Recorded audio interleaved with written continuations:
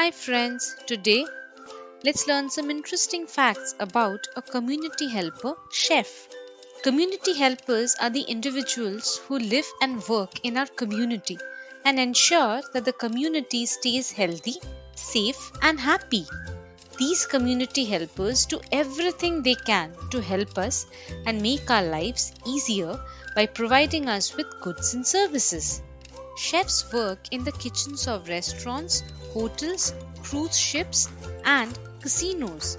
They create the menus, prepare the food, and manage the operations of the kitchen. That's cool. There are different levels of chefs within a kitchen. Executive chefs hold the top position in a kitchen.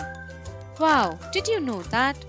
They are in charge of all the kitchen operations. They are rarely involved in cooking the food and meal preparation. Instead, executive chefs design the menus and oversee food preparation and ordering. They also train and manage the cooking staff. Sous chefs are the second in command in the kitchen. That's cool. Did you know that? They supervise the junior chefs, prepare the meals, and report to the executive chef. A formal education is not necessary to become a chef. Most chefs begin by working in a kitchen. That's interesting.